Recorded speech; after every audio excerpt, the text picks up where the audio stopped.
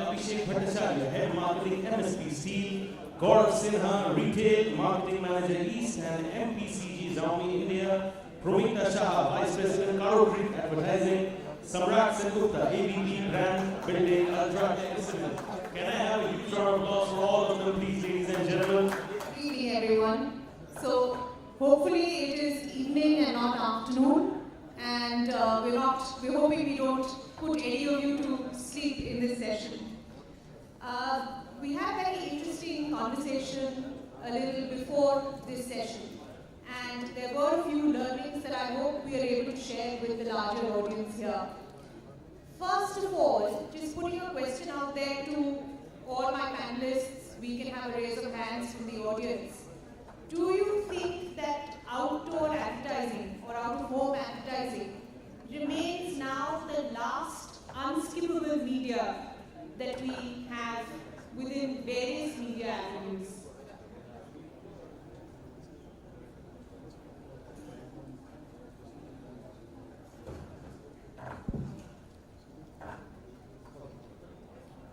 So hi everybody, and thank you for getting me here.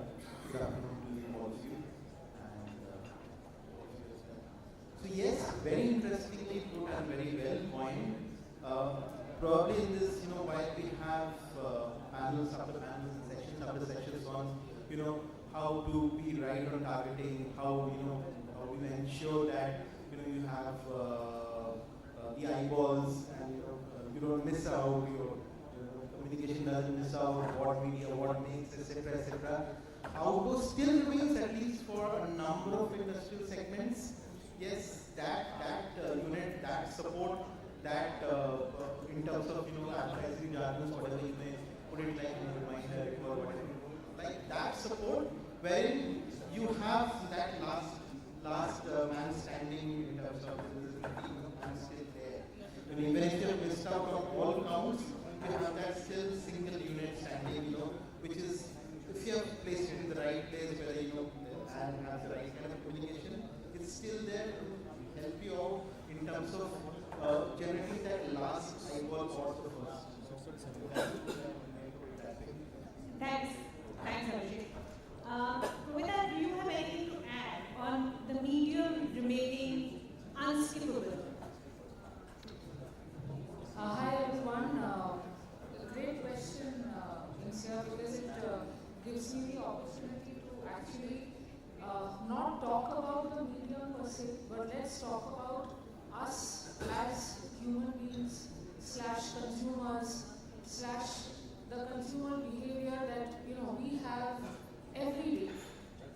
We have one life which is inside our own homes, and then every day we step out of our house, and that for me, as one of the leading media owners in this part of the world, is out of home.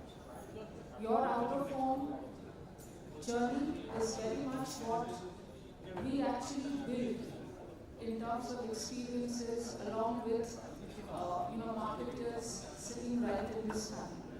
So Insiyah, till the time we as human beings step out of our houses, take our cars to a cafe, take ourselves to a multiplex, just go to my children's school and pass a flyover, visit a Durga Puja Pandal, and just out of curiosity walk into an activation zone to understand what they are doing, go to Rath Yatra and kind of curiously walk into a home which has been set up by UltraTech on the beach while I was sipping some coffee on the beach.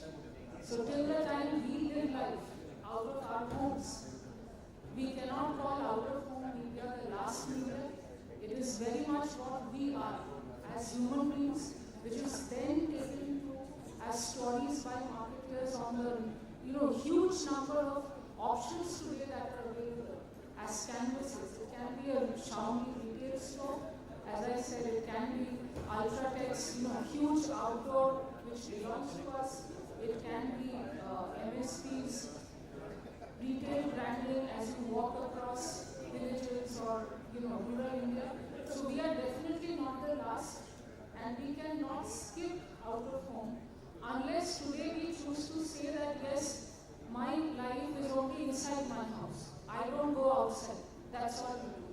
So that's how I would like to answer your question. Thanks, Promita. I'd like to ask you, she very interestingly mentioned the UltraTech example of an outdoor at the Puri beach. Could you tell us a little more about it? Because I think all of us in the room would have seen UltraTech more than we would have seen possibly any other brand on outdoor hoardings. So how did UltraTech take a static medium to a storytelling experience? Right. I think we can take a cue from what Promita was sharing. First of all, I think today morning I was reading one data currently India has moved to almost 49% of marketing budget being spent for digital, while outdoor has been around 2 to 5%. Yeah, so it has come down drastically. But I'm missing a bit of the fact that, so what you just mentioned about the brands are also seeing a lot of potential in outdoor because of the technological advancements as well as the growing consumer expectations, and they're migrating from the static billboard medium to immersive storytelling and experiences which they're trying to create for the consumers. And so in this perspective, I think you mentioned, I think you mentioned about this. So we as a company are obviously we belong to the home building space, right? Home building category. So we are not merely a cement company, but we are into home building space. And for us, consumer would come once in a lifetime, right? And come and go away. It's not like having those Britannia biscuit which might not have this month, but possibly have next month. So for us, it's very important to remain in the consumer mind space throughout the year and possibly make the maximum possible impact when they're actually thinking about the home building journey, right? So, and obviously you notice a category when you're actually interested in the category. I'm sure that many of us would have never noticed the UltraTech ad, possibly not thinking about building a home. I'm sure at least it happened to me. Before I joined UltraTech, I never saw UltraTech billboard on the road. I never noticed that.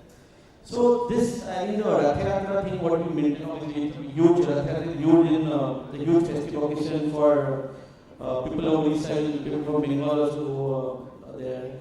So we have 20 lakh plus visitors almost on a daily basis for 10 consecutive days. Huge rural congregation, people and huge emotional connect also. So we thought that obviously being a part of the home building journey, we set up so we did it twice in a row. So 1 year we had set up a half constructed home and was trying to educate consumers about how to go about with the right practices of home building, and obviously create a disruption, right? So you see a home getting constructed on a Puri page, and finally a home is being built on a Puri page. Every consumer would notice that. So end of the day, our outdoor final objective of any market here is to grab attention for your brand, right? So that's the purpose for us. We actually created the experience center for our consumers. They can actually, people who are seriously thinking about building home, they are actually walking into that house and trying to experience the nuances of home building, what are the right practices and all. But that building or the home itself gave them an impetus, and we had also created some digital intervention in terms of linking up with our value proposition for the brand. So that really worked for us, and while many other brands were doing loads of normal static billboards and all throughout the cities and all, we actually, this one really worked for us and actually did wonders. Were you able to measure it? Yeah, so the good part of this is that we actually, kind of link this entire experience into generating leads for individual home builders. We call them IPs. And whoever walking in, so we have an app called UltraTech. We ask our potential IPs or where to download the app, and we could generate the lead. And it has been a year since then, and we have been able to generate a huge amount of business. I'm not disclosing that, but we were able to generate business out of it. And finally, people in the company or the stakeholders in the company were happy to see that outdoor generating some positive ROI. That's it. Yes, because that's always a question when it comes to outdoor, isn't it? As a standalone medium, how do you measure it? And how does it value add, and therefore how do you allocate budgets for it when we are planning for the year? So it's an interesting panel that we have here for the audience. You know, we have two people from the building industry. We have Samrat from UltraTech and Abhishek from MSP Steel.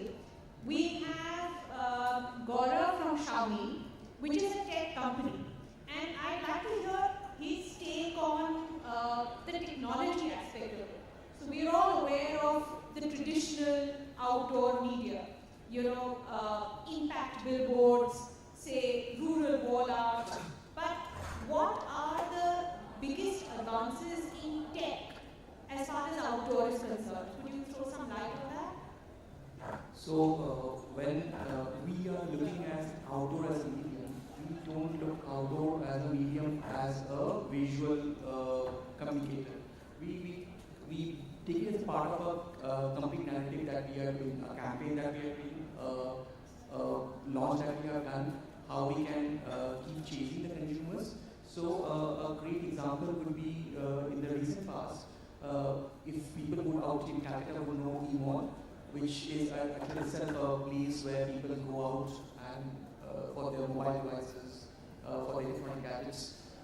We took out the most important location in Charcha, which is E-Mall, and we wrapped it with the Xiaomi branding, with the latest products that we have launched and used. So, and not only we put it as a visual medium, we also geofence that area socially, on social media. Okay, so people who are visiting as an area, E-Mall or Charcha, they are anyways going there with an intention to purchase a mobile device or some kind of electronic device that we sell. So when they are entering E-Mall,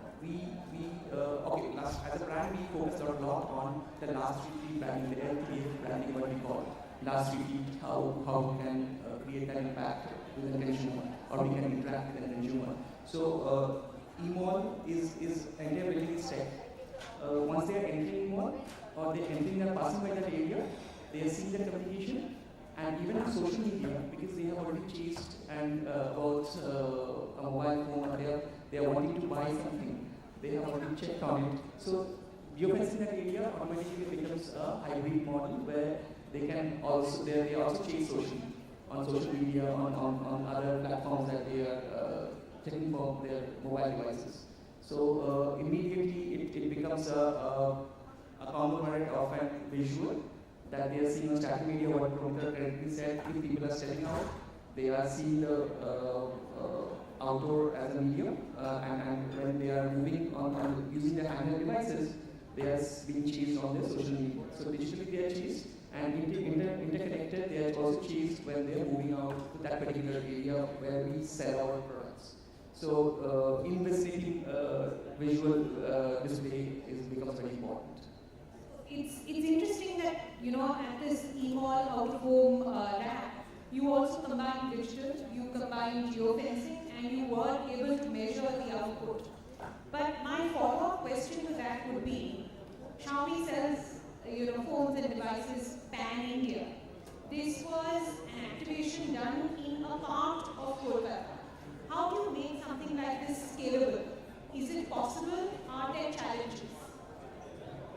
So, of course,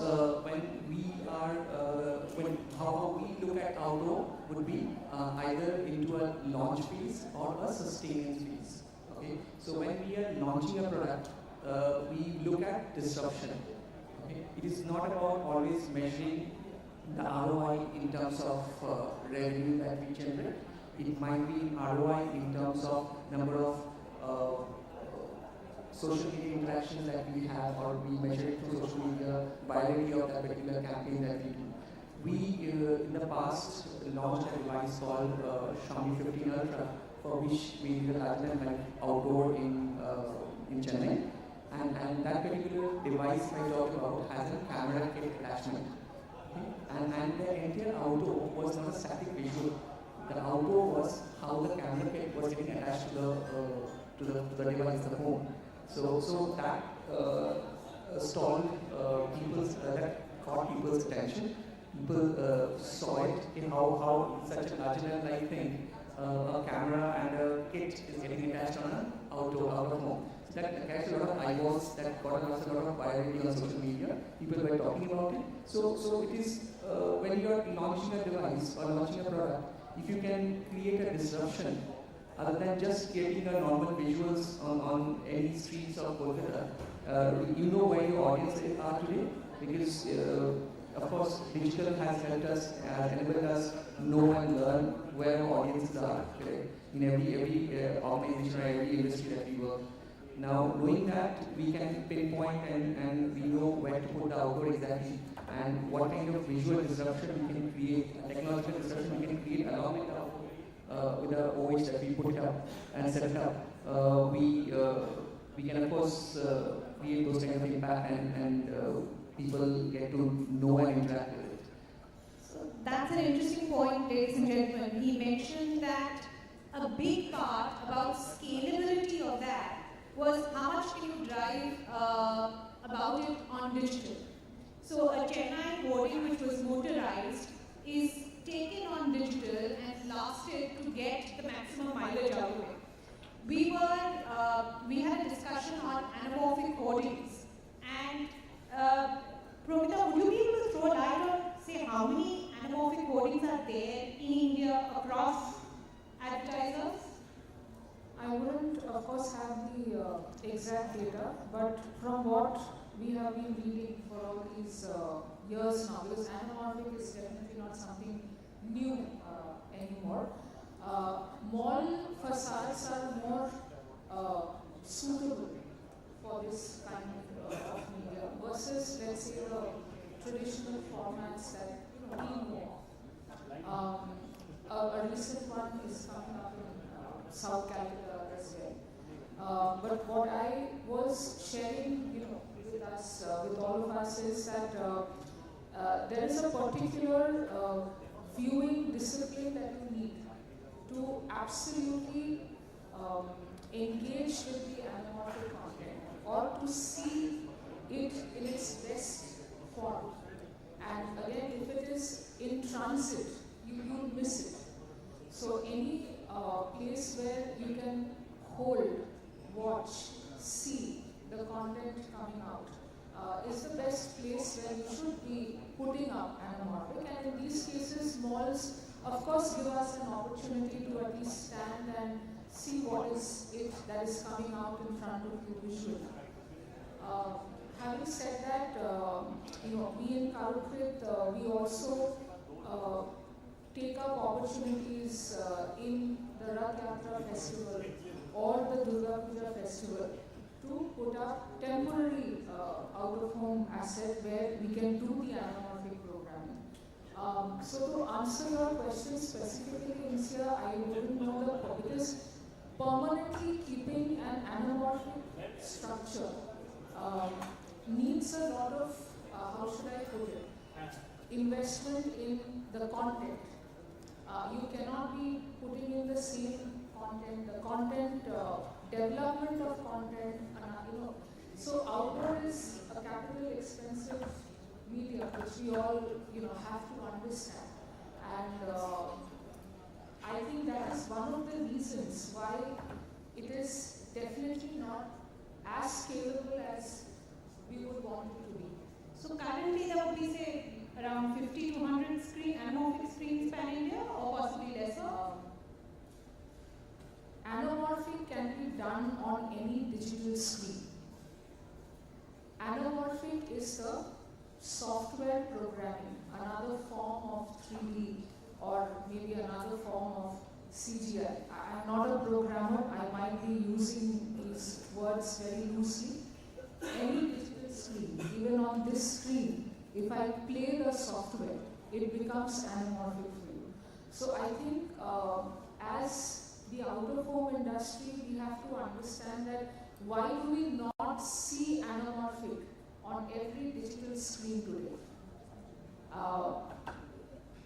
Maybe I do not have the answer to that, but a strategy could be that, something that Samrat was saying when we were discussing, that it is an exclusive format. You wouldn't want to make it a very common thing. I'm crossing a digital screen in Howrah station and I see anamorphic. I cross City Center 1, again I see anamorphic.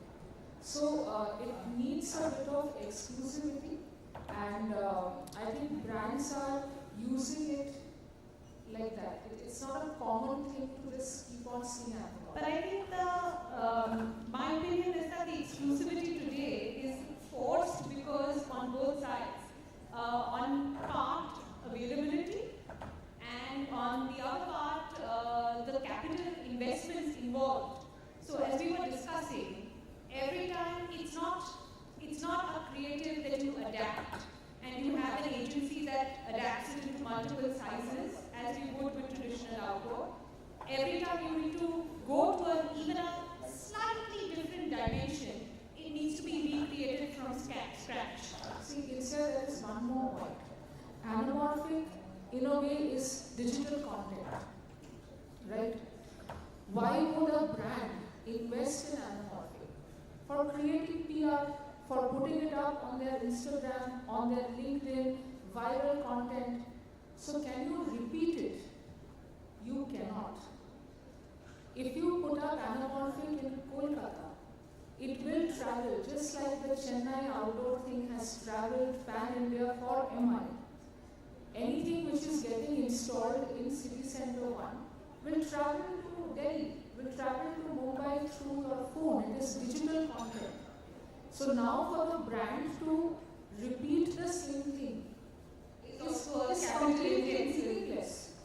So anamorphic is seen as a form of PR, eyeballs, not something which just stays there for 30 days.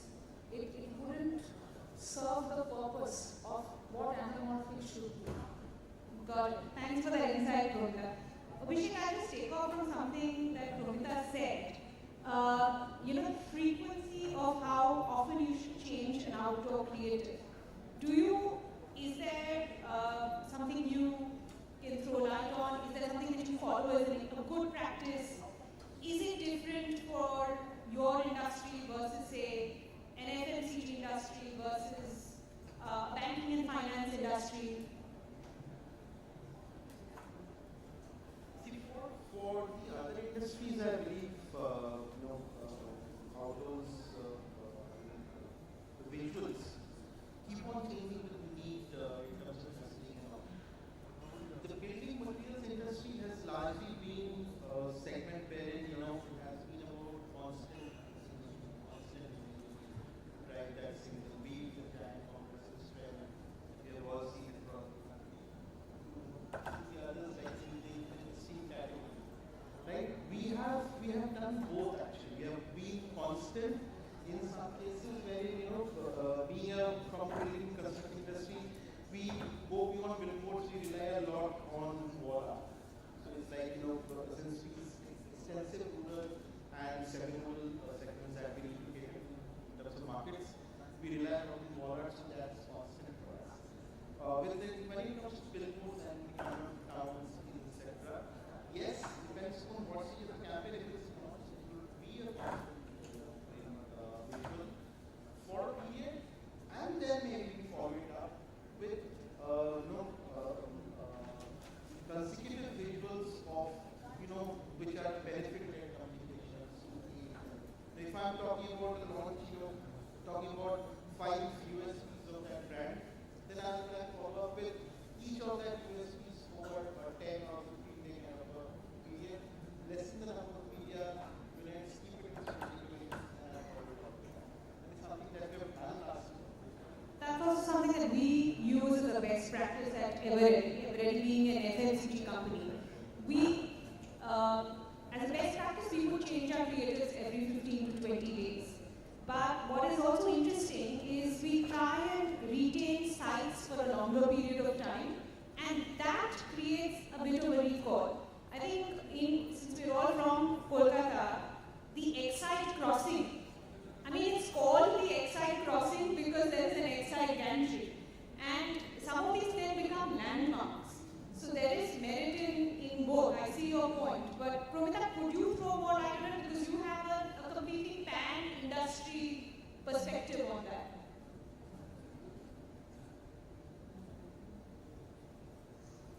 on a lighter side, every time you change your creative, you get money.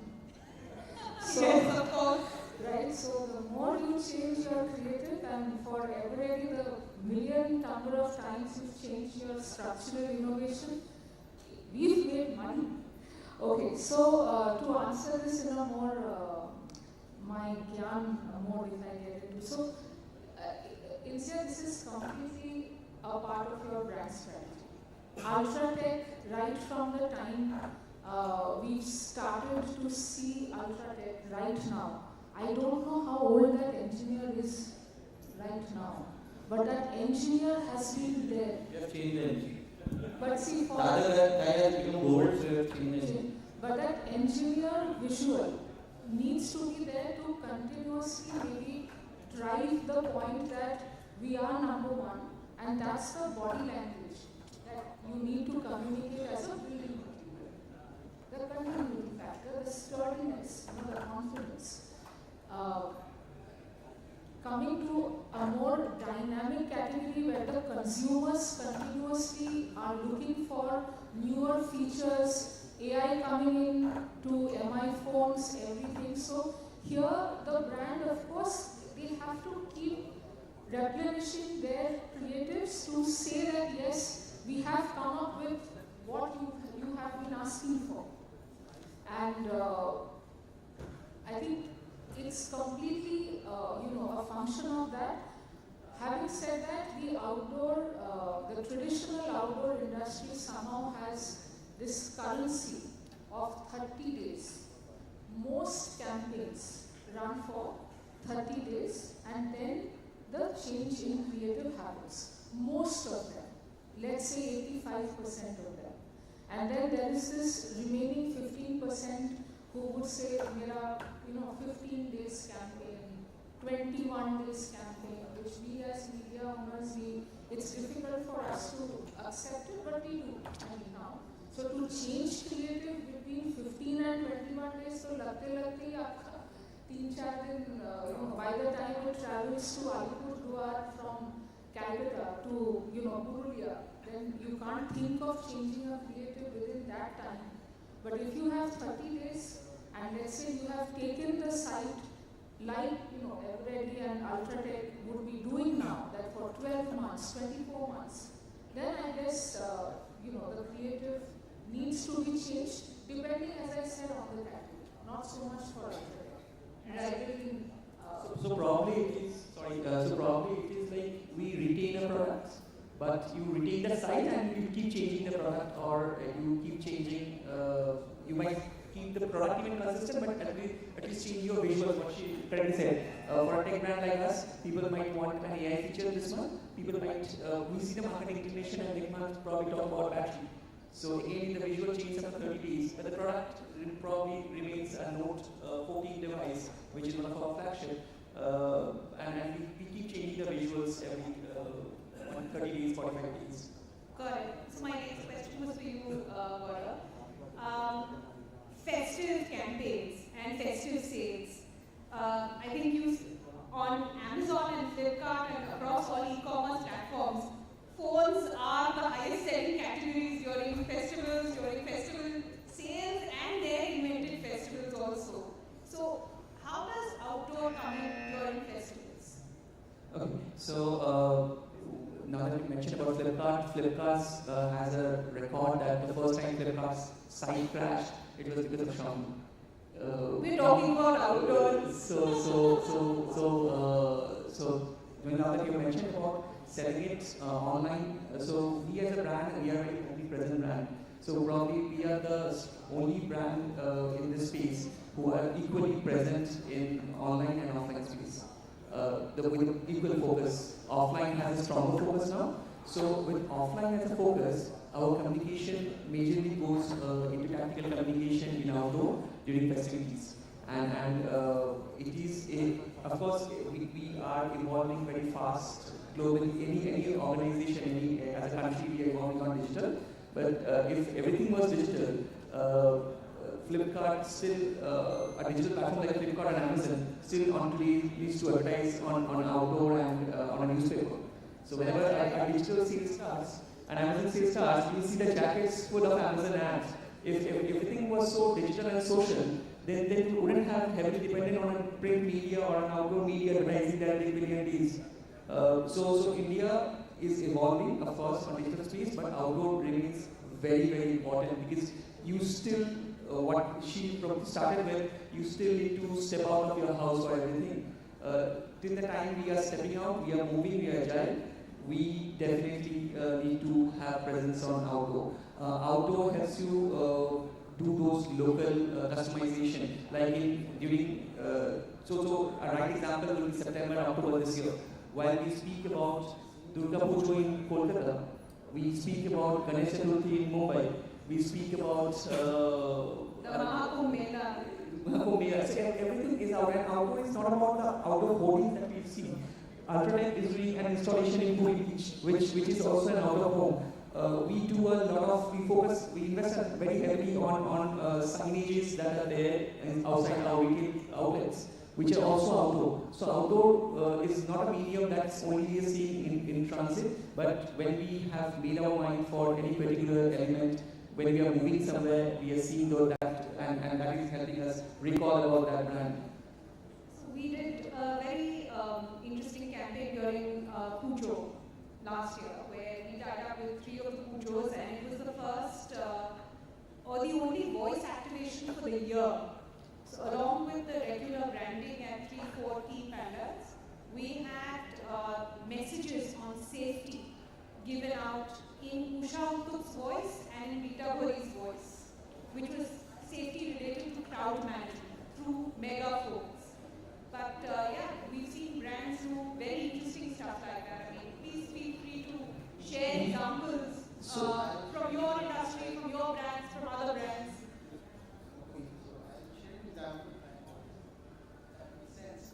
So before that, there is a small product story that I need to tell, because in the building material industry, unlike cement, wherein you have multiple categories of brands, you have the base brands, so premium brands, and you have the special focus brands. So the steel industry normally has always been, from my understanding, from whatever I know, is that there is like one single brand that is strength and flexibility and all. So first time we decided that we're going to launch an upgraded premium brand. So that was the challenge. So first 2 years I spent in convincing people internally, that had been done.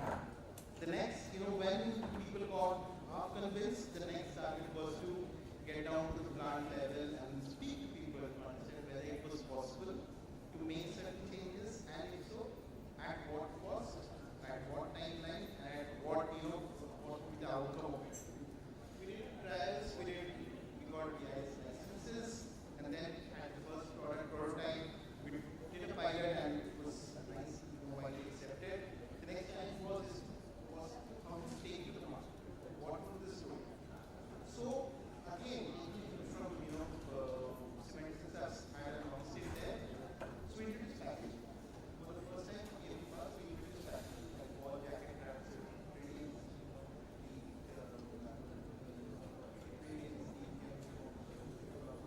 etc., all that stuff. That entire story when we created, we took it to the market with a communication involving multiple markets. Like, since it was about strength and flexibility, we had it that way. Of course, we had television, we had digital, we had print, but we had significant amount of outdoor. So as I told you, we had a lead campaign and followed it up with the RTV campaign. On both print, we had on digital print as well as outdoors.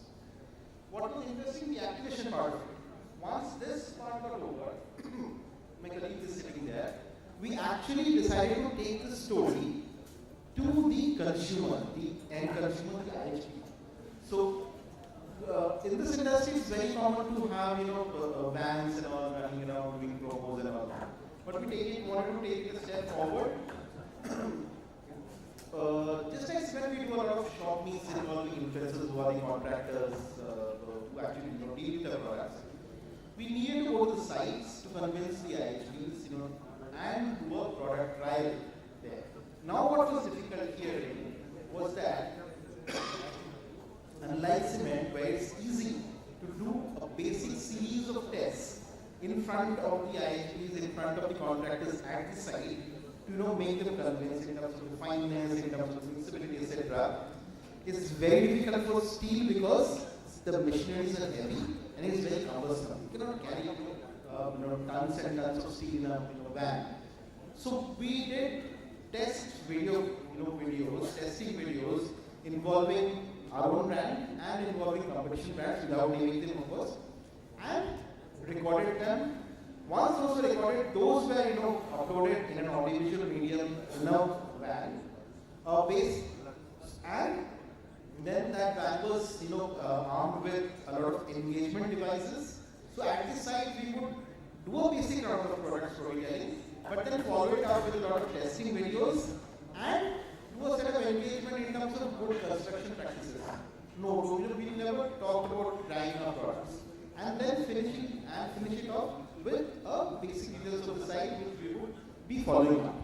So this went on for about 6 to 9 months continuously, where we generated leads and then followed it up with a lot of digital interventions for the people. Now, over a period of 1 year, this last 1 year, this premium brand of ours has actually taken up about 60% of our sales volume in the markets that we operate with our TMT parts. Now that means this was possible. Second, it's more profitability for the company. It's like opening up a new category in this segment. And now what we plan to do is upgrade it further in terms of special mode TMT parts, which is like CRS TMT bars, etc., which will be further up. This parallel activation is something that was a learning experience for us. So every day in, day out, the kind of reports that were generated online, the kind of leads that we used to get, the quality of the leads that we used to get, the feedback that we used to get, from all were recorded on a microsite. And then our plant technical teams and our field technical teams would actually evaluate and try and understand what would be the key learnings and where did we need to go and improve. That was how it Got it. So for us, Pujo would be a very key month, okay, where a lot of, so majority of the business for any consumer electronics, electronic industry, device industry, mobile industry happens in Pujo and Diwali. It is not only true for markets which are Diwali markets, but it has now become true for certain zones like Meghalaya, Arunachal Pradesh and all, where you have a majority of Christian crowd. We thought we have seen this trend at Diwali and Durga Puja. So during Durga Puja and Diwali, we do a lot of tactile communication. So one such example would be, we thought, how do we communicate and reach out to our exact audience who are like young aspirational Indians. So we were targeting young aspirational Indians. So we thought of getting visibility into the HNI societies, where they do Durga Puja. Now we thought, when we started working on it, we saw a lot of brands doing a lot of branding and putting gates, arch gates, they were putting standees inside societies. So we put in banners. So we thought, how can we do something different where we can, where we get attention of the residents? What we did a very simple thing. We created a mobile shape element called Neil Contour. Now what is Neil Contour? Neil Contour is where the puja elements are written and it is the timelines of the pujas are written.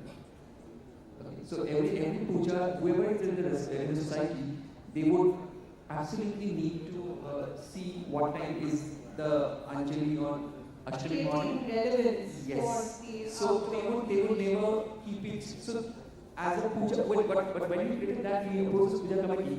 They said we should absolutely keep it inside the pandal area, so that our people, the society people can get aware and they can see the list, what time is which puja. So we reach and capture the most premium space where we will definitely have a captive audience. It is not like in an advertising zone in the society, but inside the puja pandal where people will definitely walk in, they will step in, and they would see that for identifying the relevance of the puja day. They want to know the timelines. And who is giving the timelines? And communication Xiaomi is giving you the timelines and details. Got it. So, thanks. So so they've just informed me we need to wrap up soon. So I'm going to just host the last couple of questions. Samrat, for you, do you see, we've spoken about metro advertising, we've spoken about, great digital technology, which at the moment is still metro top 10 cities driven. And we've spoken about village wall art. Do you see any difference in tier 2, tier 3 cities specifically? So you have to look at India, the country is so diverse, right? From your cultural diversity, your demographics, and as well as your digital penetration as well, right? So your tier 2, 3 cities, and so every market is now looking at a hyperlocal objective, right? So because of the diversity existing everywhere. So for us, I mean, why this digital part is far more relevant in Taiwan cities, which possibly is not upgraded that to that extent. I'm still foreseeing that, like in this recall 2002 movie called Minority Report, if you have seen how Tom Cruise used kind of retina scan used to happen and used to targeted marketing used to happen during that time. So same kind of technology might come up, but it's not going to reach tier 2 and tier 3 cities soon. I think tier 2 and 3 cities are possibly still going to have those conventional wall art, especially you don't have assets there, right? You don't have, so Karukrit as a company has not set up enough assets in tier 3 cities. You don't have that luxury of having that medium. So we still rely on those big walls and wherever we get in space, even outside the outlet we are now set up, we call that shop hoardings, right? So clearly the hoarding just outside your outlet which is selling your category. So this is going to be very relevant. So if you ask me that, and the faster this marrying of your traditional media along with your digital advancement can happen, even tier 2, 3 cities will also see a lot of investments coming into your outdoor. The other thing is that tier 2, 3 cities are very big on this festival congregation and rural programs. So here you have to actually look at an outdoor activation model rather than creating something or having just an asset and a static billboard. And that's what we have been focusing on, and that has worked for us. Thanks for that insight. The last question for you, Promita. We've spoken again about digital hoardings, we've spoken about large impact hoardings. What about transit media? Who do you think it is relevant for? What that media lends itself to what kind of message? Of course, the most expensive format of transit media we all know is airports. And we would typically be the target audience of ads. However, I'm not a great, I'm typically rushing in and rushing out, honestly. But transit, so let's say the highest form, of course, in terms of, as I said, investment is your airports, and if you keep coming down the pop group, a simple Toto is a great vehicle for good branding investment in not only a festival time like Rath Yatra, but even a normal time. And in between, you have stations. For example, as I was saying, that we have screens in Howrah station, there are digital screens in Chawala, there are underground metro screens which are there when we are all waiting for our trains to come. There are metro pillars. So, these differentiations actually in Insiyah are in our minds, if you really think about it. For somebody who is living his or her life by just boarding a bus and auto, going to a station, taking the train to Howrah station, coming out from Howrah, again taking an auto, going to the place of work. So to answer your question on message, we have to think about that person who is using these vehicles and not so much the टोटो में क्या अच्छा लगेगा और station में क्या अच्छा लगेगा. And accordingly, let's say for us, as going by our experiences, rural transit has always been more of FMCG products, something that goes into every woman's every household, like a detergent or a toothpaste, and versus we don't of course have rights on the airports, as media owners. But when I go to airports, I see, of course, more of mobile phones or real estate. So again, who is taking that transit? Which category is relevant for that transit? And within that 2-3 seconds, what can you say? Yeah, I also meant it more from, say a digital screen which is changing, lending itself more to audiences who are standing and can watch. Right. So this is versus something, say somebody on the move, where the messaging has to be shorter, snappier, and a constantly changing message may not be particularly helpful for the marketer. So, Insiyah, I have one thing to tell you. Just sorry to watch you. So, I've been traveling a lot, so I just take a reference from her point. I sincerely can't remember as a brand which I've seen in the airport, because maybe there are too many brands that have been advertising there and just skipping every 30 seconds or 20 seconds. But yeah, I can recall they were too heavy on maybe financial institutions and all, but not be able to recall a brand. Airport. Yeah. Most of the time you see they advertise here. Yeah. Most of the time you get to see they advertise here. Most of the time the media is so expensive that is left back end. Rather, I would remember the guys who were selling credit cards and set up a stall maybe and to just approach you. And that's also an interesting out-of-home avenue for them. So digital does not make sense if you are just driving past it. At least it does not. If you are standing, waiting for something, you have time, then you absorb it. So digital screens only make sense if we have time to wait and consume. If we are driving through a mark flyover, ready to, कि boss अभी डांटेंगे, मुझे office पहुंचना है, you really don't care what is on that digital screen. Rather, our 80-40 site which doesn't move will still register something, and not a fleeting 10-second within a 3-minute loop. It really does not work.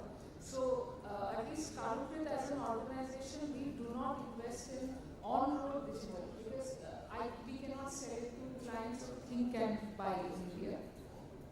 Thank you so much to all our panelists. Thank you. It was an interesting insight, everyone, from, like I said, building industry, both Samrat and Abhishek, tech, Xiaomi, Gourav, and of course, the person who has been charging us a lot because Eveready changing our creatives.